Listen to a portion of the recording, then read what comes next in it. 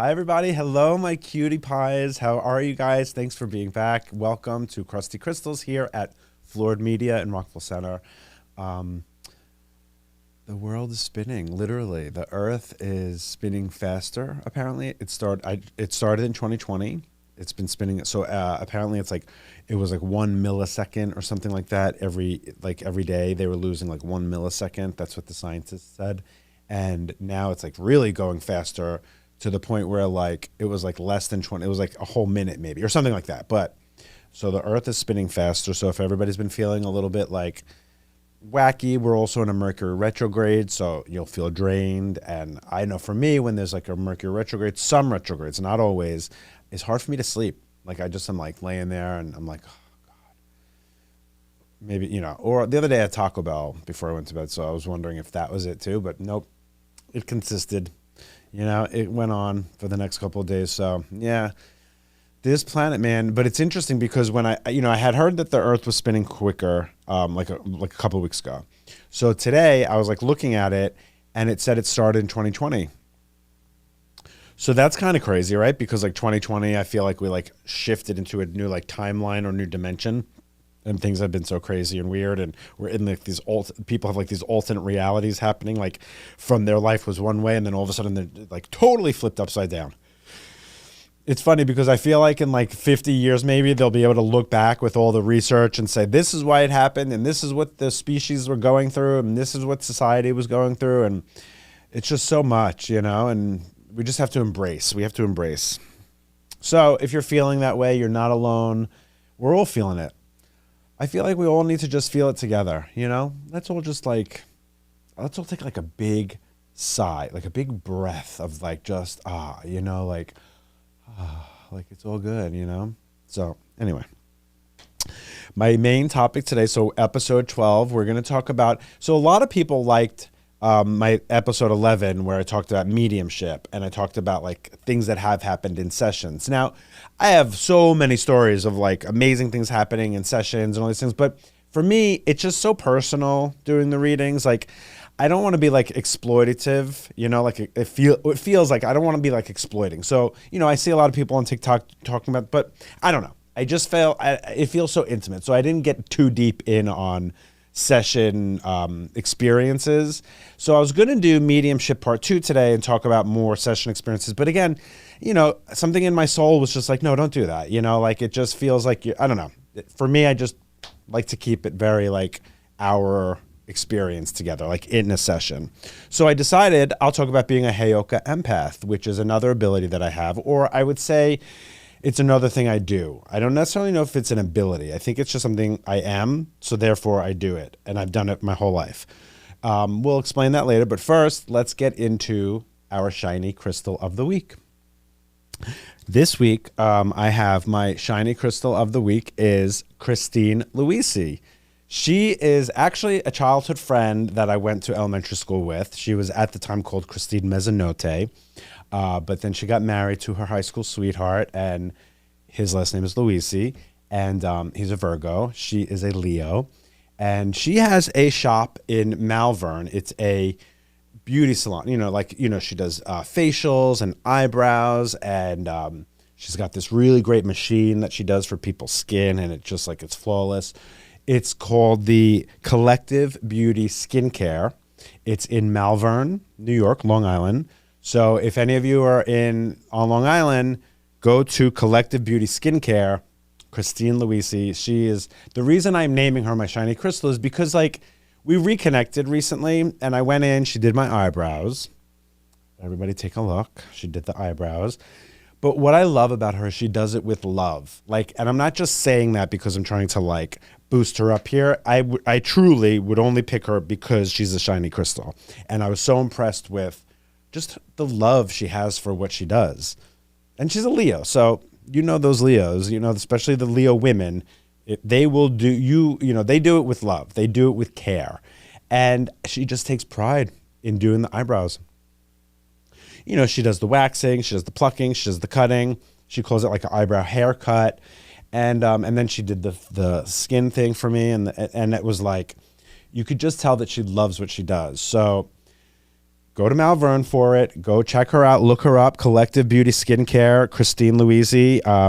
It's Luisi, I believe that's how you spell it. I hope I'm right. I didn't double check, but I'm going off of like what I remember seeing. But anyway, so yeah, big shout out to Christine. We love you, and thank you for beautifying my eyebrows and being so beautiful with the energy you put into it and the work that you do. Okay, so today we're going to get into our celeb big three. Oh, and also, if anyone was noticing, last week's celeb big three was Sagittarius moon, and the week before was Capricorn moon. Now, I didn't purposely leave out Sagittarius in episode 10 because, you know, I've been doing it in order, and Sag would have been next. And it's just so funny because I have this whole like thing going with Sagittarius men, and I didn't do it on purpose. I would never. I'm not like cunty like that. Like I would not be shady like that. I wouldn't do that. I wouldn't like just be like, oh well, now we're not going to do Sagittarius moon because my ex-boyfriend was mean to me. Like no, that's not who I am. But what happened was, again, energetically, and that's why it's so funny that it happened on Sagittarius. I had decided that I wanted to switch the episode. So like I write the episodes out, you know, a couple of days before, and I might mess this up because I'm not really like, I didn't plan on talking about this so in depth, but I had my episode planned, which would have been Sagittarius moon. And that was, I think, episode 10 maybe. And then episode 11 was Capricorn moon, right? So, or vice versa. Maybe it was Capricorn, then, no, it's Sag, then Cap. But whatever the case may be is last minute, I switched it. I said, you know what? I'm going to do episode 11 as episode 10 and I'm going to do vice versa. But I just switched the episodes. I didn't switch the content. So then when I got to the celeb big three and I was recording, I was like, oh, in my head, I was like, oh my God, I forgot. That's not going to, you know, go consecutively. But I was like, whatever, it is what it is. And then I laughed about it because when I posted it, someone had said to me, they were like, did you purposely leave out Sagittarius? And I was like, oh my God, I swear I didn't. It'll be on next week's episode. But it was because I switched it last minute and I didn't like switch the content. I just switched the episode numbers, and it was just, that's how it worked out. But again, with astrology, it's not coincidence. It's all intertwined. So yeah, so we have moon and by the way, if I'm like a little like draggy or wacky in this episode and the next episode, it's because this freaking Earth is spinning and the Mercury retrograde is retrograded, and I only slept like 4 hours last night, and I've been like just aloof and like forgetting things. I was like, do I have dementia right now? Like, am I getting dementia because I've like forgot. I did something that was really whacked out, and I was like, oh my God, what's going on? So if you guys are feeling like you have dementia because of this Earth spinning, let me know, because I'd love not feeling alone. So, all right. So anyway, Britney Spears, she is a moon Aquarius. So that's what we're at, moon Aquarius. So it's funny because I feel like I never really met a moon Aquarius. Like my rising's Aquarius. So it's not that I've never met Aquarius placements, but moon Aquarius feels very like rare. I feel like it feels rare. I feel like if you're a moon Aquarius, there's something very special about you. It feels very rare. Like I remember when I was like saying, oh, I got to do this episode and it's moon Aquarius. I was like, that rings very, like I haven't seen it a lot. So that's pretty interesting. So I looked, I was like, I can't wait to see what celebrities are moon Aquarius, because I feel like it's a very like rare moon sign. So Britney Spears, she is a sun Sagittarius, moon Aquarius, rising Leo. That rising Leo, again, that's where she gets that star quality. The moon Aquarius, I think, is probably where she gets her little wackiness from. And that sun in Sag is where she gives her like, I don't give a fuck, go fuck off energy from. That is definitely, because I see her, when I see her performing or I see her doing her like TikTok things, and, you know, like people are all like, oh, is that really Britney? Is she? No, that's Britney. I mean, I can't say for sure. Who knows in this world these days? But that Sagittarius sun, that is all the I'm a slave for you. That's all that bitch. You know, like that is all gimme more, gimme. You know, like that's that Sagittarius female. That is that energy. that Leo rising as well. Like I just keep seeing her with the red bodysuit, the pleather, not the, what was that? It's like latex, that like that for me gives me Sagittarius sun and Leo rising, because double fire right there. That's all that fire. That's also why she always has these, like, I mean, besides being like a child star, she has these like moments where she's just, hitting the thing with the umbrella, like that kind of vibe. That's that Sag Leo fire energy. And then the Aquarius just instigating it.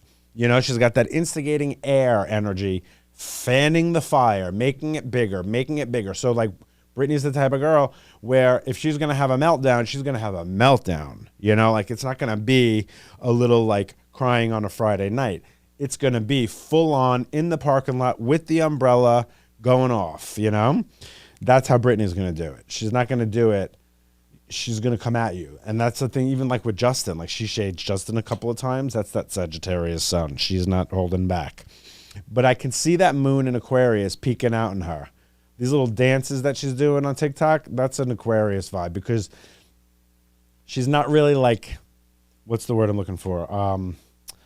She's not like, I don't want to say she's not aware.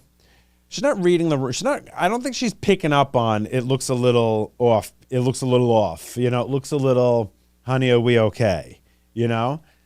So that's that Aquarius moon, because Aquarius moon, like my rising is Aquarius. So there's plenty of times where I'm misunderstood in this world, where it's like, I could be a little wacky, or it could be, I could say something, I mean one thing, but it comes off a different way. That's that Aquarius energy. That's that, like, because they kind of do march to the beat of their own drum. That's what she's got, that moon in Aquarius going. So that Sag, Leo, and then Aquarius, that's tough. It's a lot. It's star quality, but it's a lot.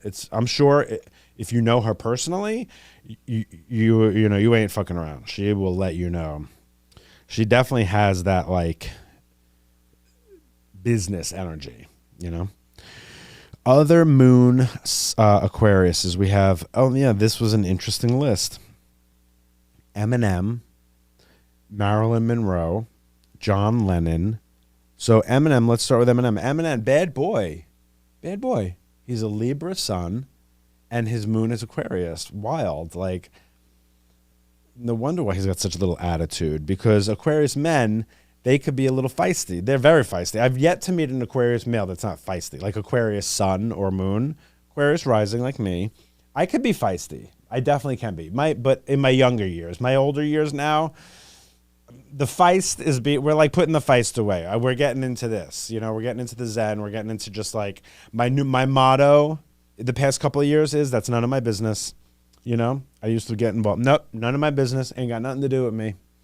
So, yeah, Eminem, Libra with Aquarius moon, feisty little sucker.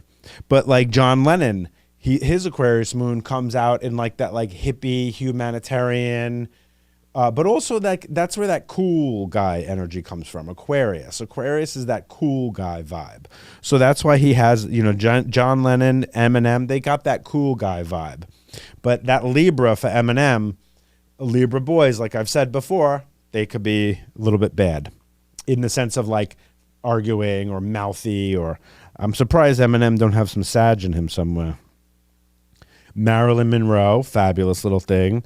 She was a moon in Aquarius. I could see that too, again, because it's like they're aloof, like they're like in another, me, like that's Marilyn. Princess Diana. Now that one made sense, because Aquarius, especially Aquarius women, are very humanitarian, very like for the people, for the earth, for humanity. And what's interesting is, and it makes so much sense again, Princess Diana, her sun sign is Cancer, moon Aquarius. I mean, hello, like that is full on a humanitarian, loving heart, such a sweet energy, such a sweet vibe.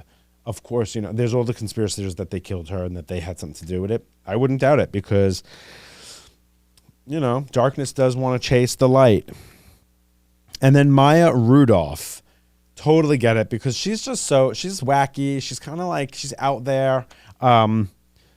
She's even got that Aquarius moon face, like when I look at her, I think she's on another planet, that's that Aquarius energy. Aquarius energy is very on another planet type of vibe.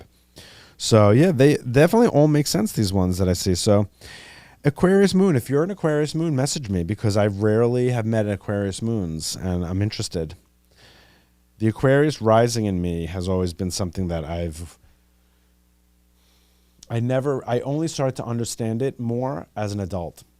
As a kid, not a kid, but like as when I was younger, like in my 20s and stuff, and I would be like doing astrology things, I always was focused on the Taurus and the Pisces moon, but I never really thought of the Aquarius rising as something that was unique or special or meant to be. And now that I am older and I'm really stepping more into my truth and who I am supposed to be doing, the thing I'm supposed to be doing.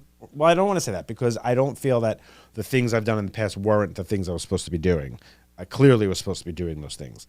But like the man that I'm evolving to be, I guess, or the purpose.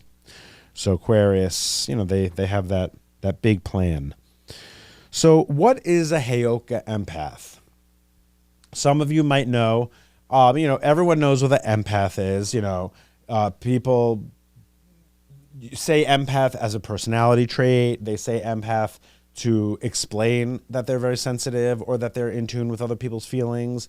Superhero movies and like all those kind of movies have like used empath as like an ability, like they can hold on to an object and feel its energy. So that's really cool.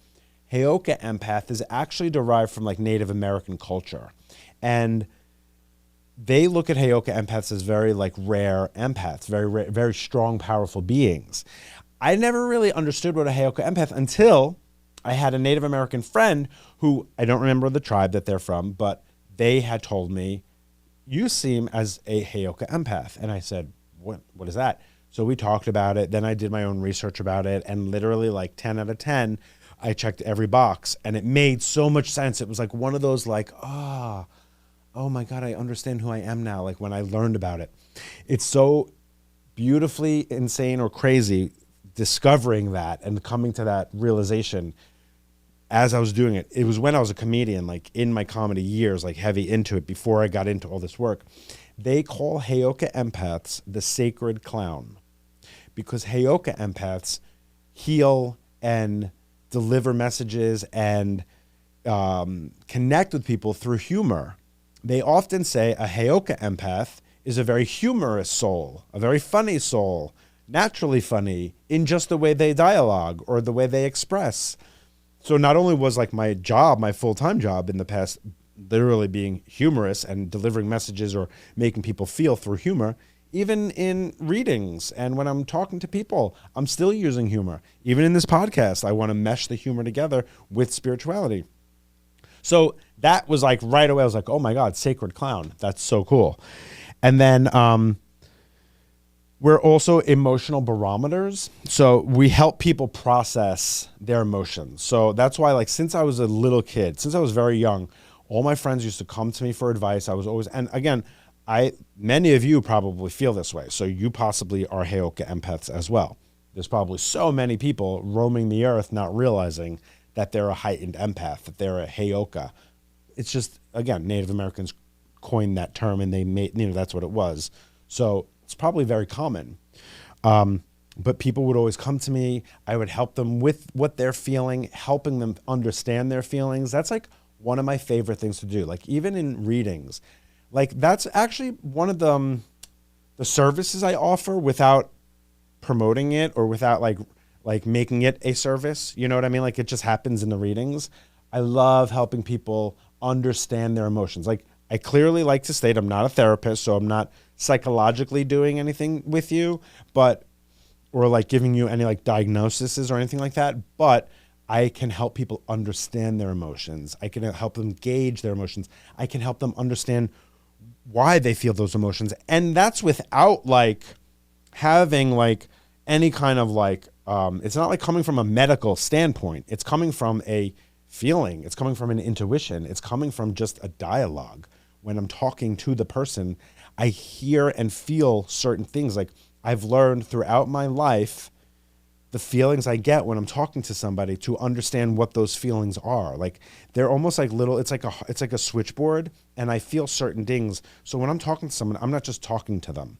I'm literally feeling and downloading stuff. And processing it in my head. Most of the time, if I'm just talking to a friend, like I'm like not doing the extra work, I'm just listening and being there. But when I'm in a reading, I'm using that ability consciously. So I'm listening to what they're saying, or I'll ask a question to see what the answer is going to be. There's so many times I already know what the answer is going to be because of either psychic abilities or intuition abilities, or spirit may have told me that before. So I'll ask the question so I can see how I feel after they answer me. When I feel that answer, I feel it, and I'm able to almost give more like a, I was almost going to say diagnosis, but it's not a diagnosis, just a proper response to shed light on what they're feeling or experiencing. That's one of my favorite things to do. I love doing that. You would think that like, as a medium, psychic medium, that like speaking to people who passed away is like the most incredible thing, which it is. This to me is really incredible because I don't know, like my soul just feels very connected to that. Like I just love getting in, and I've done that since I was a kid. Like I love getting into the person's soul. I love getting into their energy, and I love just like kind of cleaning it up a little bit. It's almost like, you go into a messy room and you're just putting in all the things in its places. So like, I love to give the advice because it always seems to help the person. It always seems to give them clarity. So that's one of my favorite things to do. I'm also, as a Heyoka Empath, you're a mirror to the person. So through relationships with people, or like I said, in sessions, I've learned to consciously activate it. Just by being in existence in front of them, they will see things. A lot of people will see things in me that it's to them. That's the mirror. It's I would love to just think of it as, oh yeah, we're just chumming it up, but no, it's an actual mirror. You'll be able to see yourself in me. I can see your truth. That's another one of the greatest qualities. I named my dog Truth before I even knew about any of this. I was like, they were like, why'd you name him Truth? And I was like, it's just something that feels very important. And something I've always been kind of obsessed with, like finding what's the truth? What is it all about? What's going on? And I can just feel it in them. So when I'm talking to someone, now it's not that someone's consciously lying, but they might not believe it themselves. I feel that when someone says something to me, if it's an out and out lie, I just feel it. It's like a ding, like, oh, that doesn't feel like the truth. Or if they're saying something, I could say to myself, they don't believe that. That's what it is more. They don't believe it. So I guess it's like a lie detector. So if the person really is good at convincing themselves of the lie, then I know that then I might get confused because they believe it. That's what it is. Okay. So I can feel when someone doesn't believe it. So I guess that's that part of it. But through conversation and dialogue, I can unveil your truth. And when I say unveil your truth, that feels very broad. What I mean by that is like, I can help you see what is true for you and your soul, or what would be the true answer, or the true guidance, or like something that, you might be blocking yourself, or you might not be, a lot of people live in denial.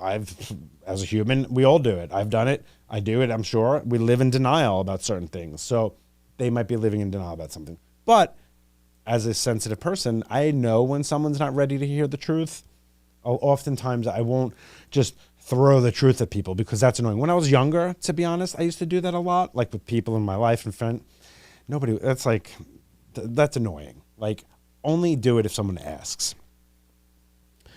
So yeah, and then one of the other things about Heyoka Empath is like, and this might be something that you might resonate with, people either love that Heyoka, like are obsessed, and they just feel so amazing around that person, or they're triggered, or they feel uneasy, or they feel like aggravated or agitated. I've rarely experienced that. Like, maybe I'm surrounding myself by good people or people that aren't like dark or whatever, but there have been a few people in my life where like they would be agitated, or they just would, then they try to place the blame on you. It's you, or they're, they could be narcissistic. They don't want to see that in themselves. So that's another thing a Heyoka does, is it kind of like, it provokes certain emotions in those people.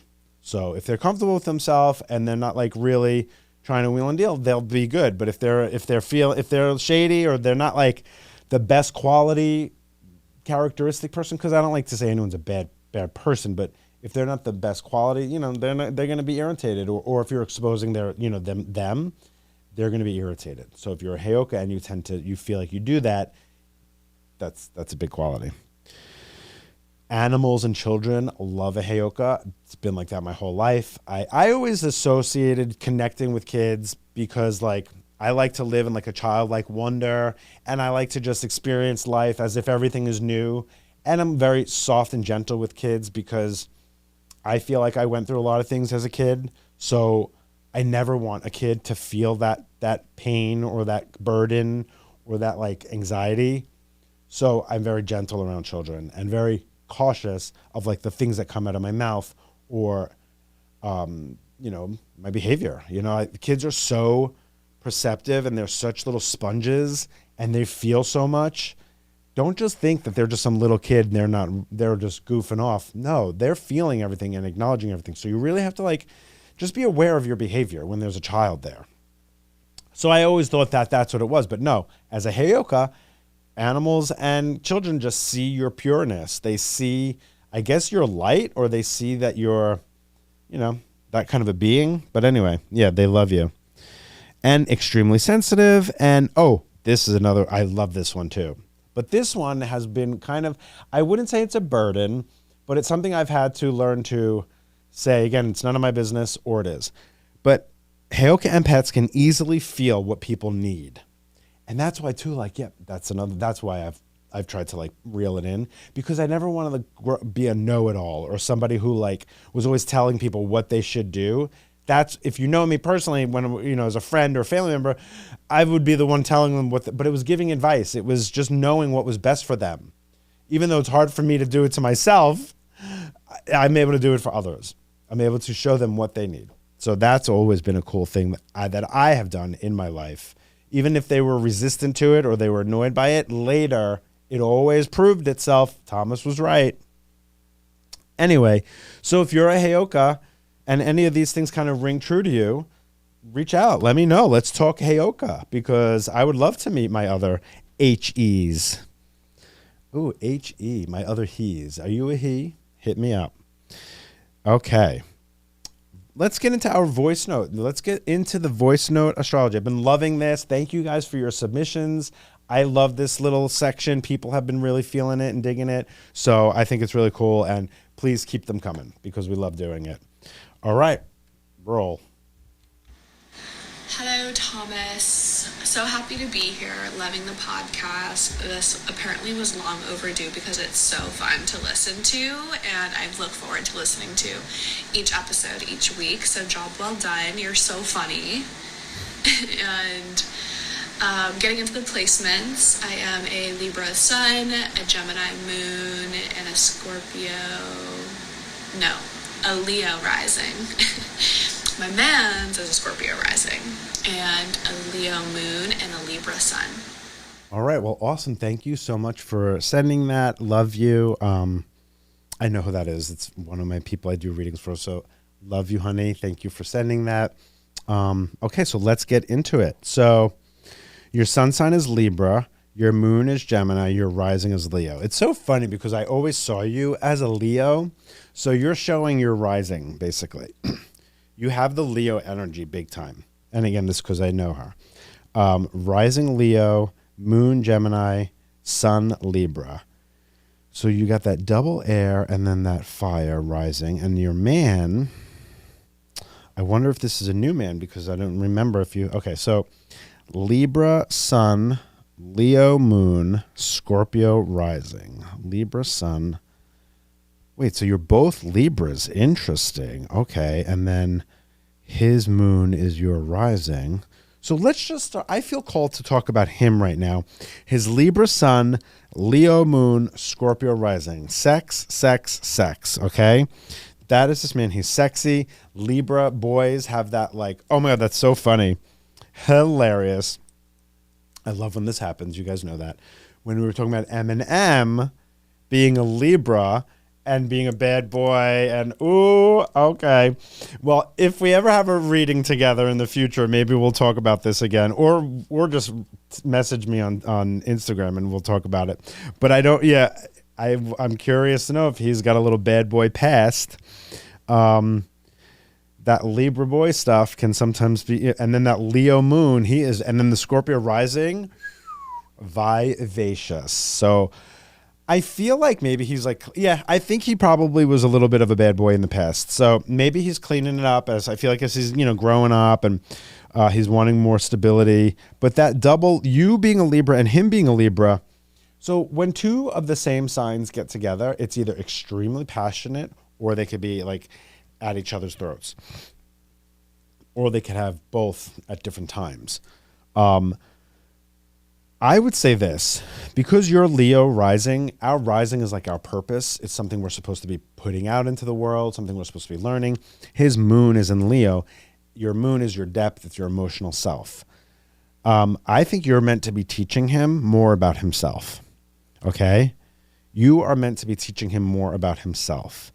His Scorpio rising, I feel like he is actually meant to learn how to be more grounded in a relationship and with a little family of his own. I think that it might be hard for him to, or maybe in the past, it may have been hard for him to settle down with just one girl. But I believe the Scorpio in him, even though it's very highly sexual and sexy, I believe he is meant to learn that family love, that stability, that groundedness. He has that Leo moon, so he has a big heart. It's just that Libra boys part gets in the way sometimes, but you're meant to teach him that although you're Libra and Gemini, that double air, it's hard for you to ground as well. Even though you might want it, it's hard for you to get grounded. Yeah, it's that Scorpio rising for me that kind of like is really where he's torn. He's torn between his like sex and wanting to be more grounded, more family oriented, more of like a daddy. I think he's torn between that. And I think you're meant to show him more about his big heart. I think you're Libra and Gemini. Those two qualities are hard for you, though, to settle down to. Oh, so maybe that's why you guys are brought together, because you both have settle down issues. Like you may want to have a boyfriend but you both have settle down issues. So I feel like maybe you're both meant to teach each other how to like calm the lion, because you both have those Leo placements. You have the Leo placements and the Libra placements. So funny.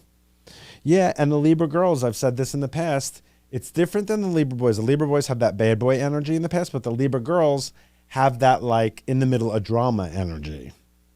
So you both maybe are having to teach each other how to settle down in life and be a little more grounded in love and family. But that moon in Gemini for you is going to make it a little difficult.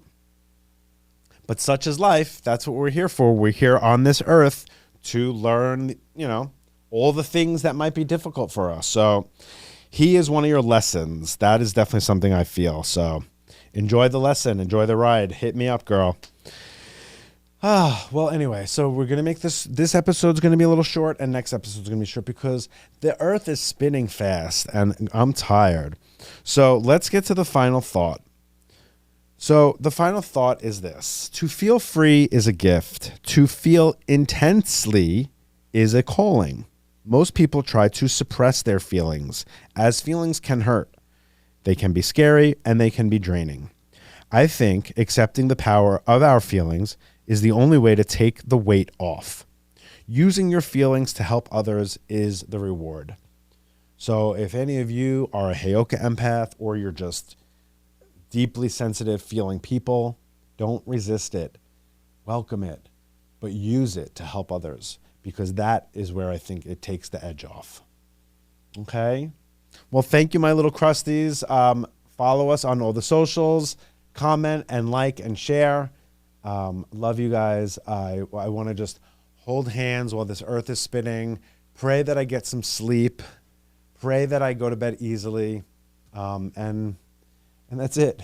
And pray the wind stops fucking my garden up. Let's do that too. Let's collectively come together and pray that the wind stops messing up my freaking garden. Love you guys.